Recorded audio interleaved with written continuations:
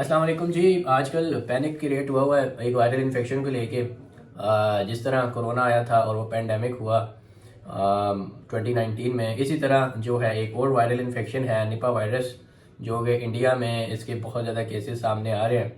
और पाकिस्तान में भी जो है बॉर्डर पे स्क्रीनिंग बहुत टाइट हो चुकी है और प्रॉपर स्क्रीनिंग के बाद ही जो है वो इंडिविजुअल्स को ट्रैवल करने की इजाज़त दी जा रही है, क्योंकि ये वायरल इन्फेक्शन काफ़ी डेडली है। इसकी जो मोर्टेलिटी रेट है वो 75% तक है।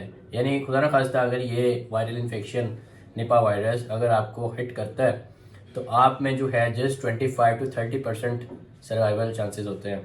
तो इतना ही डेडली वायरस है। ना इसकी अभी तक कोई वैक्सीन बन सकी है, ना इसका कोई स्पेसिफिक ट्रीटमेंट है। इसमें जस्ट जो है सपोर्टिव केयर जो है वो प्रोवाइड की जाती है पेशेंट को।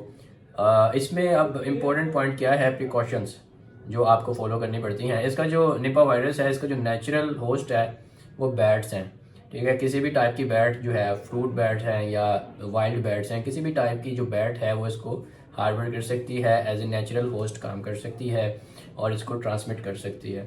तो साइंस सिम्टम्स की अगर हम बात करें तो साइंस सिम्टम्स जो है एनिमल्स में भी और ह्यूमंस में भी ऑलमोस्ट सिमिलर है। ये गैस्ट्रोइंटेस्टिनल सिस्टम को भी हिट करता है और रेस्पिरेटरी सिस्टम को भी हिट करता है, और जो ज़्यादा डेथ सामने आती है वो आती है जब ये हिट करता है नर्वस सिस्टम को, जिसमें जो है ये ब्रेन में इन्फ्लेमेशन करवाता है, जिसको एंसेफलाइटिस कहते हैं या मेनिंजाइटिस भी कहते हैं। तो इससे क्या होता है कि ट्रेमर्स, सीजर्स के एपिसोड्स आते हैं पेशेंट में अगर ये नर्वस सिस्टम को जाके टारगेट करे। और रेस्पिरेटरी सिस्टम में अगर ये जो है अपने साइंस सिम्टम्स जो है रेस्पिरेटरी सिस्टम से रिलेटेड शो करता है, तो उसमें कफिंग हो सकती है, स्नीजिंग हो सकती है, और वर्स्ट केस सिनेरियो में रेस्पिरेटरी कोलैप्स भी हो सकता है। और इसी तरह गैस्ट्रोइंटेस्टिनल सिस्टम को जब ये हिट करता है उसमें वॉमिटिंग या डायरिया के एपिसोड्स आ सकते हैं, फीवर होता है, ओवरऑल जो बॉडी कंडीशन है वो लेथार्जिक हो जाती है। तो इसमें फिर ये है कि सपोर्टिव केयर प्रोवाइड की जाती है। प्रिकॉशंस क्या हैं कि जितना भी फ्रूट आप लोग यूज़ कर रहे हैं उसको आप अच्छे से वॉश करके यूज़ करें, क्योंकि ये जो इन्फेक्टेड बैट्स जिसको मैंने आपको बताया बैट्स के सलाइवा में होता है या उनके जो फीसिस होते हैं ये उनमें एक्सक्रीट आउट हो रहा होता है।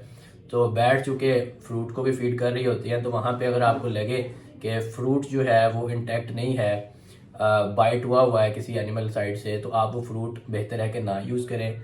अगर ओवरऑल आपने इंटैक्ट फूड भी जो है फ्रूट है वो यूज़ करना है तो अच्छे से वॉश करके फिर उसको यूज़ करें। इसी तरह अगर आप पेट ऑनर्स हैं, अगर आपको लगता है कि आपके पेट्स में ऐसे कोई साइंस सिम्टम रेस्पिरेटरी सिस्टम से रिलेटेड या नर्वस सिस्टम से रिलेटेड कोई साइंस आ रहे हैं जो कि अनयूजुअल हो सकते हैं, तो आपको जो है एज ए पेट के साथ जो है उसके सलाइवा के साथ या उसके फीसिस के साथ डायरेक्ट कांटेक्ट में नहीं आना होता, ना ही रेस्पिरेटरी फ्लूइड्स के साथ कांटेक्ट में आना, या उसका जो है नेज़ल मटेरियल है, नेज़ल डिस्चार्ज है, या कफिंग के दौरान जो सलाइवा जो है एक्सक्रीट आउट पेट कर रहा होता है उसके साथ आपने जो है कांटेक्ट में नहीं आना बिल्कुल भी, अदरवाइज आप भी ये इन्फेक्शन जो है वो कैरी कर सकते हैं।